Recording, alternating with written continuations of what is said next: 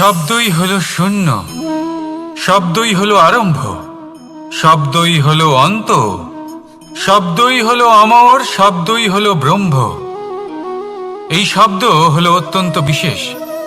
কেউ কাঁদলে তাকে হাসিয়ে তোলে, কেউ হাসলে তাকে কাঁদিয়ে দেয়। কারোর মনে উদ্দীপনা জাগিয়ে তুলতে পারে, আবার কারোর মনে কাঁটা হয়ে বিঁধে থাকতে পারে। একটা অত্যন্ত গুরুত্বপূর্ণ কথা, যা বোঝা অত্যন্ত আবশ্যক। আপনার মন, আপনার হৃদয় যতই শুদ্ধ হোক না কেন, যতই পবিত্র হোক না কেন, আপনার দৃষ্টিভঙ্গি যতই স্পষ্ট হোক না কেন, যদি আপনার কথা পবিত্র না হয়, যদি আপনার শব্দ শুদ্ধ না হয়, তাহলে তা আপনাকে আপনার কর্মফল ভোগ করতে বাধ্য করবেই। একটা সহজ উদাহরণ দিই। আপনার জীবনে এমন কেউ অবশ্যই থাকবেন যাকে আপনি পছন্দ করেন না, যিনি হয়তো অধর্মী মানুষ, যিনি হয়তো দুর্বুদ্ধি সম্পন্ন মানুষ, কিন্তু তার জন্য অপশব্দ প্রয়োগ করলে তার মধ্যে কোনো পরিবর্তন আসবে না, তার মানসিকতা বদলাবে না, শুধু মনে প্রতিশোধ স্পৃহা জেগে উঠবে, মনে হিংসা জাগবে, আর কিচ্ছু নয়।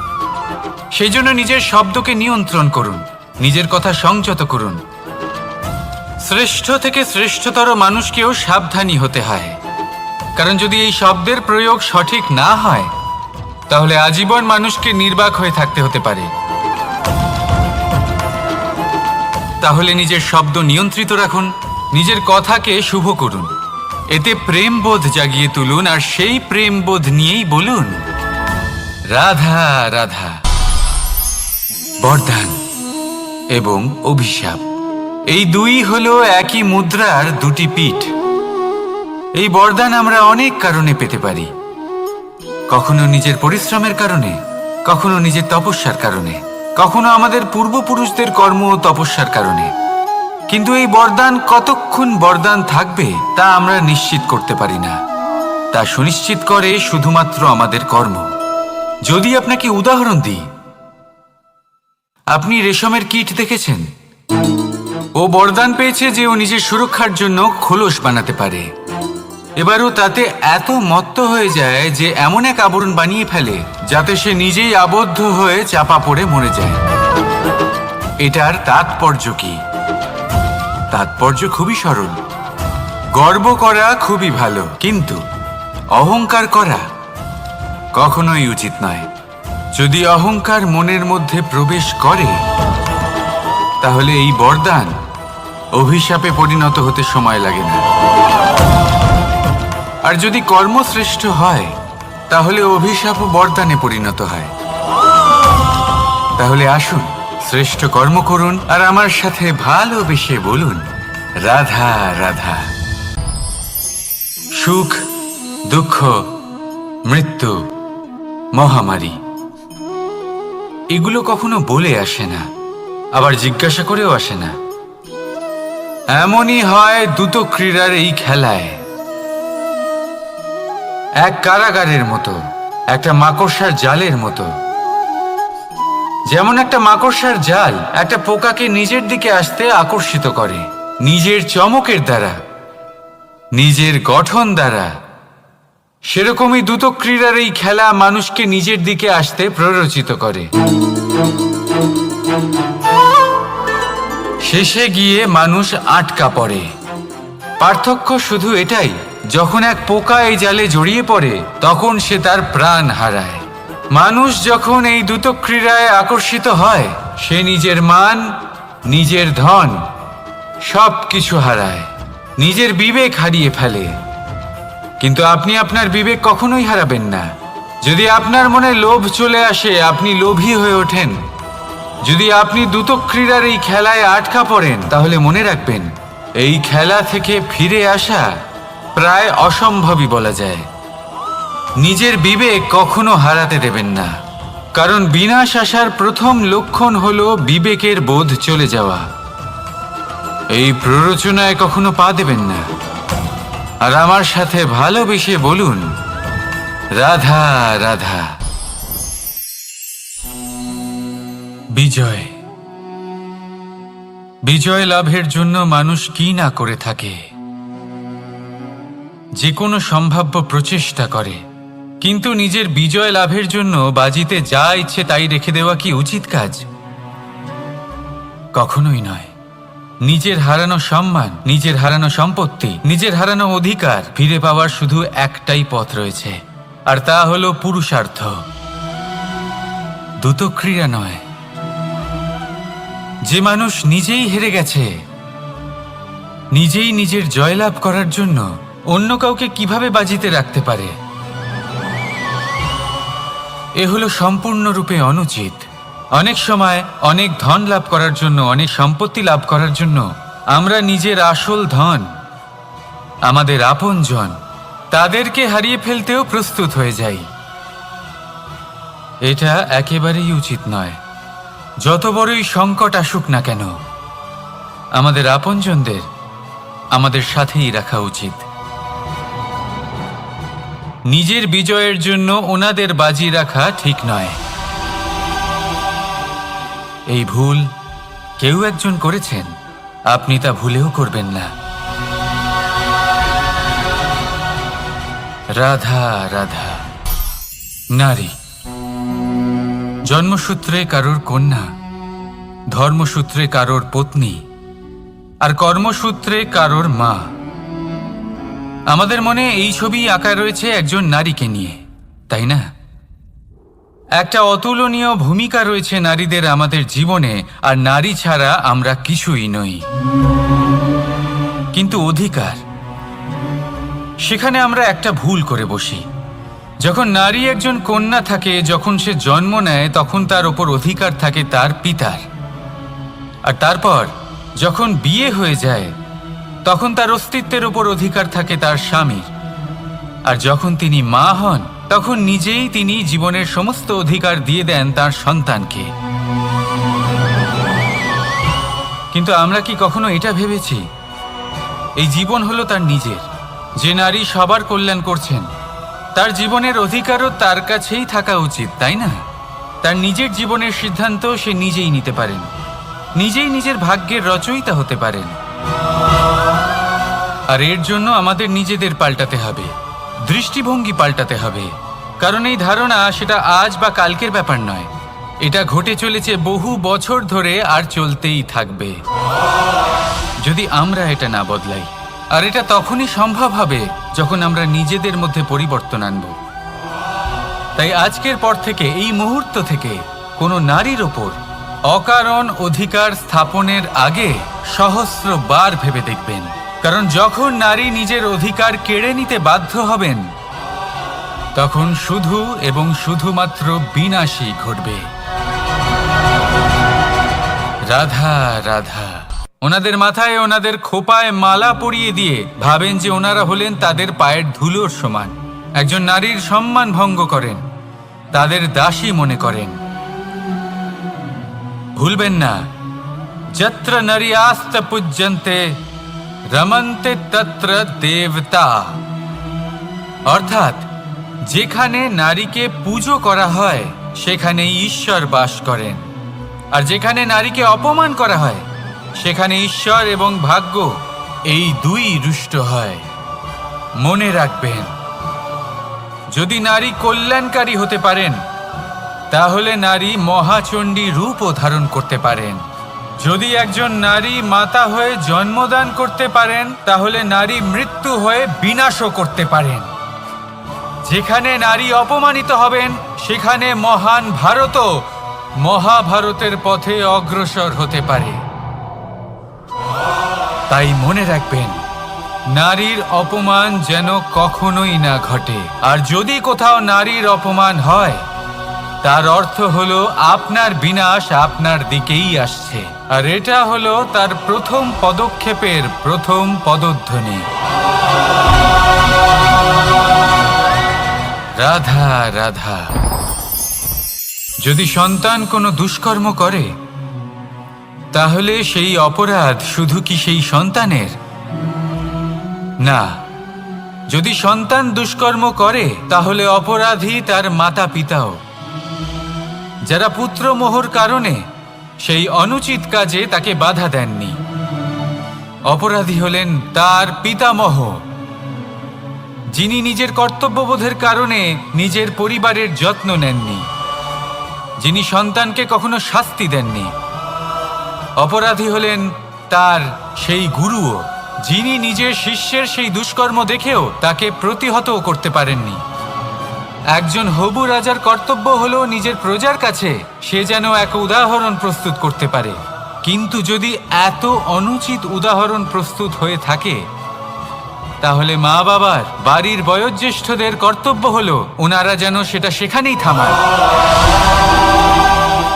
হয় ভালোবেসে নয়তো শাস্তি দিয়ে। যদি না থামানো হয় তাহলে মহাভারত অবশ্যম্ভাবী। অনেক ব্যক্তির মনে একটা প্রশ্ন জাগে আমাকে আর রাধাকে নিয়ে। বলেন যে না আমি আর রাধা একসাথে থাকি, না আমাদের বিয়ে হয়েছে, আমি এখানে দ্বারকাতে ও ওখানে বর্ষণাতে, তাও এত ভালোবাসা কি করে? এ কেমন সম্পর্ক? আমি তাদের একটা সহজ কথা বলতে চাই। আপনি কখনো আয়নার দিকে দেখেছেন? নিজের দুই চোখের দিকে তাকিয়ে জিজ্ঞাসা করুন, এই দুই চোখ একসাথে কেন বন্ধ হয়, একসাথে কেন খোলে, একসাথে কেন ঘুমোয়, একসাথে কেন কাঁদে? আজীবন কোনো এক মানুষের সাথে সম্পর্ক রাখা অবশ্যই সম্ভব, তাদের সাথে দেখা না করে।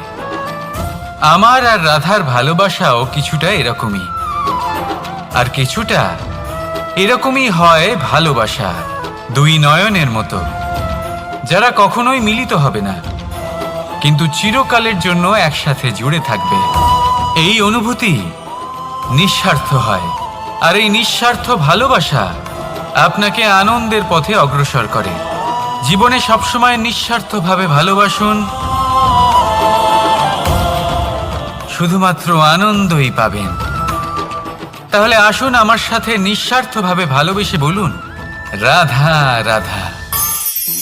মানুষ, কোনো ব্যক্তির নির্মাণ হয় কিভাবে?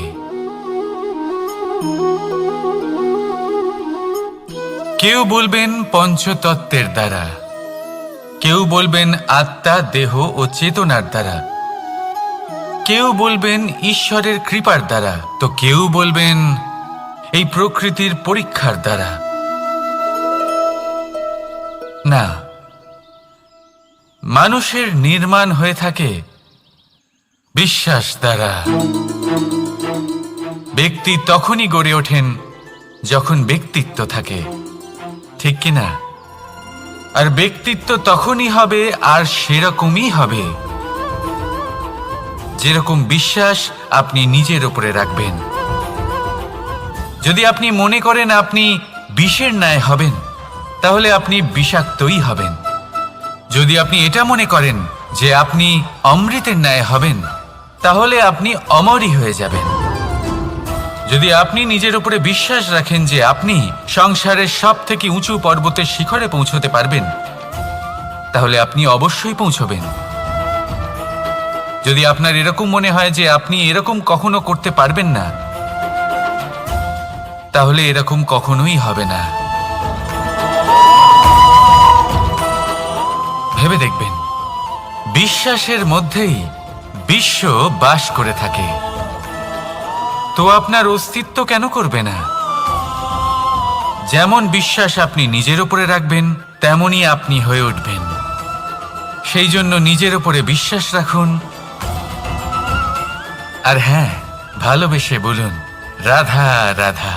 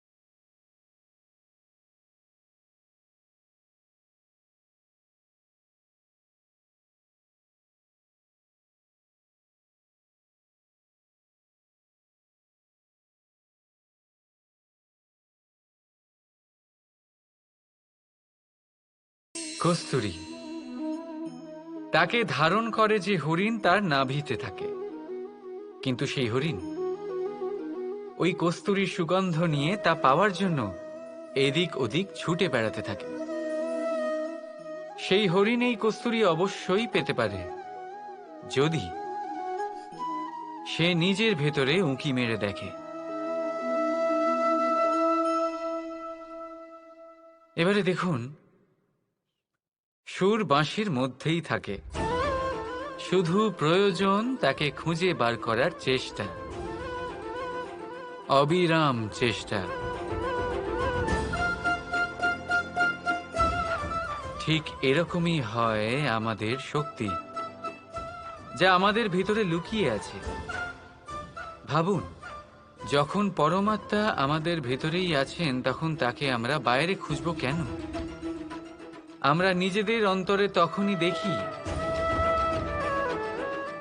যখন অপরের থেকে সাহায্যের সমস্ত আশাই শেষ হয়ে যায়। তাই জীবনে কেউ সাহায্য করবে এই আশা করে বসে থাকবেন না, নিজেই নিজেকে সাহায্য করুন। রণক্ষেত্রে আপনি ভালো সারথি পেতেই পারেন, কিন্তু জীবনের এই যাত্রাপথে আপনাকেই নিজের সারথি হতে হবে। রাধা রাধা। আমার দাদা আমাকে অনেকবার বলেছেন, কানাই তুমি তো স্বয়ং নারায়ণ, তুমি এক তুড়িতেই সবকিছু এমনি ঠিক করে দাও না কেন? এবার দাদাকে কি করে বোঝাবো? আচ্ছা, আপনি নিজেই ভেবে দেখুন, সিংহকে জঙ্গলের রাজা বলা হয়, কিন্তু সিংহ শুধুমাত্র তার ইচ্ছে প্রকাশ করলেই কোনো হরিণ কি নিজেই হেঁটে তার কাছে আসবে? নিজেই কি রাজি হয়ে যাবে তার আহার হওয়ার জন্য? না, কখনোই না।